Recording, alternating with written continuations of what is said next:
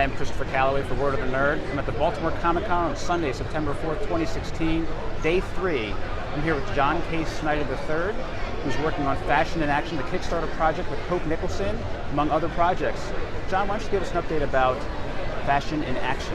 Everything's going great, well into the restoration, working on the main storylines and also the additional materials that will be in the book, the paper dolls, the pinups, some of the original concept sketches. We've got articles from Martha Thomases and Trina Robbins. We've got an introduction from John Ostrander, and we're going to have a gallery of the artwork that was done for the Kickstarter itself.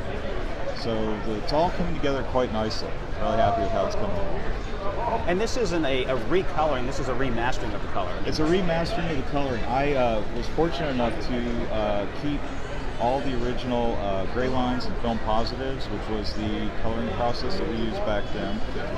Eclipse Comics returned all that work back to me along with the original art, and I managed to keep it through all the years. So in storage, so I'm able to, with scanning in some instances, scanning some of the original art pages, but also registering the film positive and the original gray lines, doing scans and using bits and pieces of combining them and matching the color to pretty much most of the original color scheme.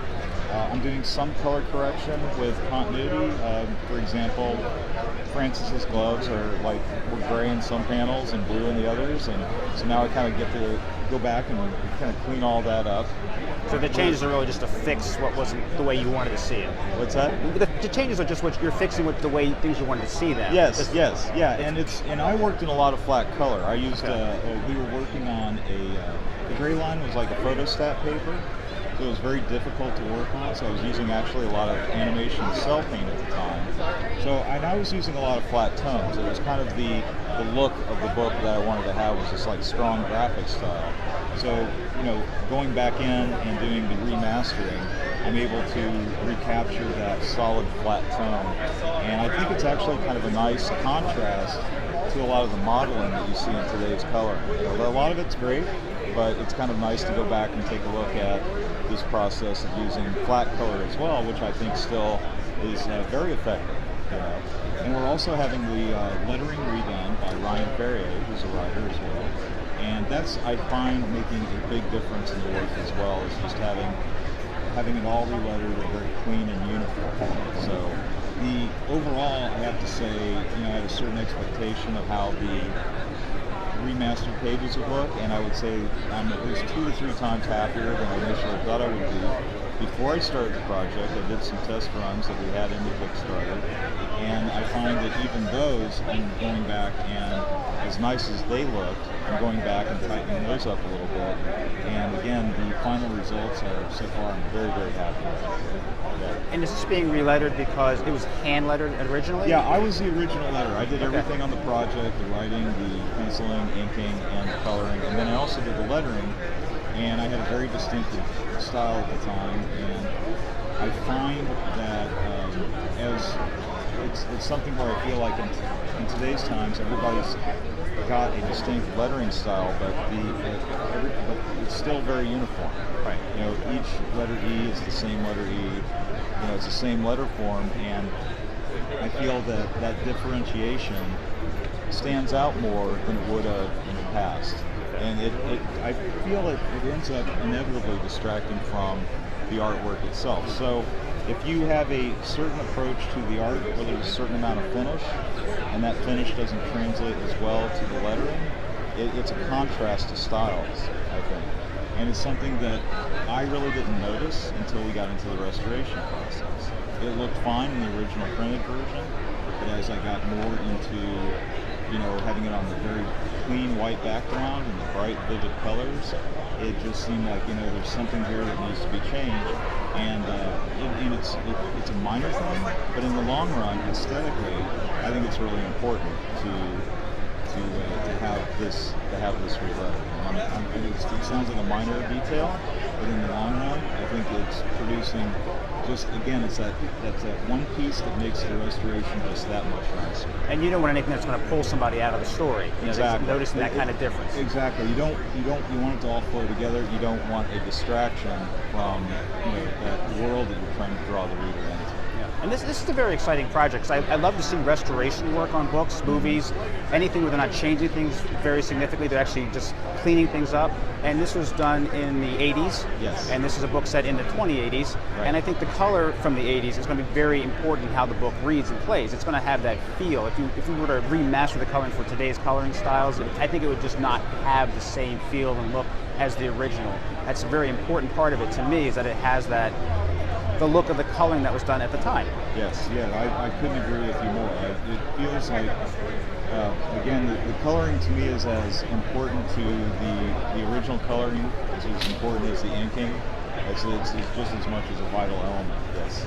And this is the first time this is all going to be collected in one edition. It's never been collected before, and I'm so happy that technology exists to do it in the way we're doing it now. It wasn't possible to do this in this fashion, so to speak, at the time.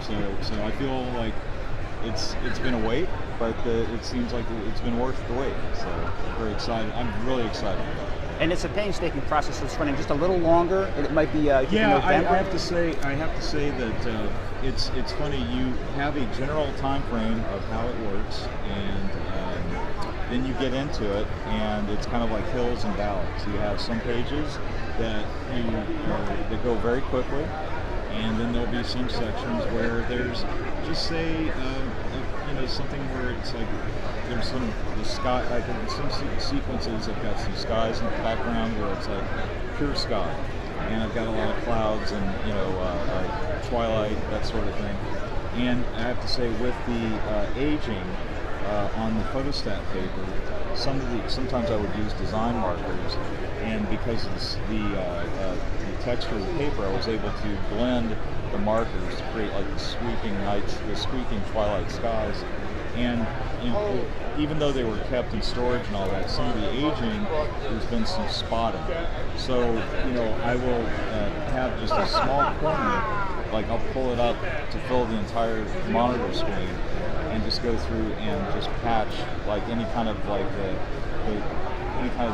white dots that have appeared or anything like that. And that is much like where you get into where it's almost like film restoration, where you've got some dissipation of film, and you've got the color starting to break up, and you just you'll see this sometimes in documentaries of film restoration where they do close-ups of just going through and filling in. And it really has amazing the final effects. I have some before and after shots that I looked at. It's just like, wow, it's just night and day.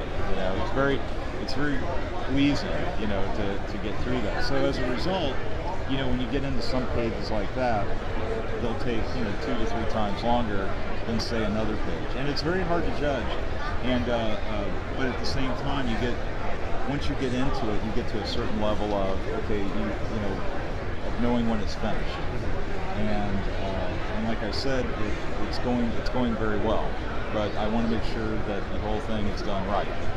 So it's taking a little bit longer than I thought, a few more hours than I expected, but it's fine. It's a once in a lifetime opportunity, and it's been a long time coming, and I'm so grateful to the funders and everybody that supported this project. That there's just so much motivation behind it that it is literally a labor of love, no doubt, to work on this. And again, it's still moving at a very progressive level, and I think that we will have it wrapped up soon.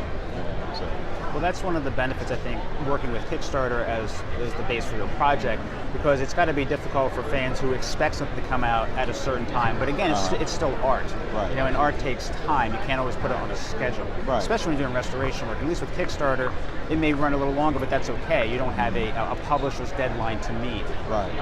Because people sometimes say, "Where's that next issue? Why is this running a month late?" And they forget that behind that book is a person doing art, and it is art. It's not a mechanical job. It's actually something you create, and you have to feel that creation.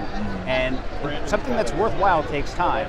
You know, to me, a year from now, if something ran late, and I read it as a whole. We're going to have it done before then. I'm just saying, as an example, when books run late, when they get collected together, 10 years later, nobody remembers them being late. They just remember, this is a good book, so it was worth putting the effort into.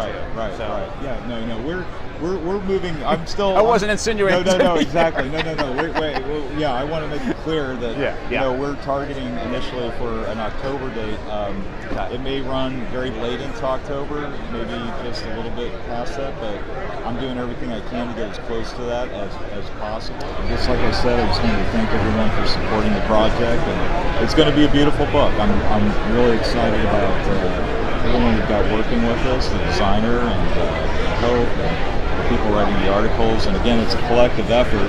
You know, again made possible by the funders. You know, so it's like it's just great to have everyone involved in this, and it's just been a wonderful experience. You know, I couldn't have this come back into, you know, the public view any other way. It's just been a wonderful experience. And so again, I want to thank everybody involved. So thank you so much. Thank you so much.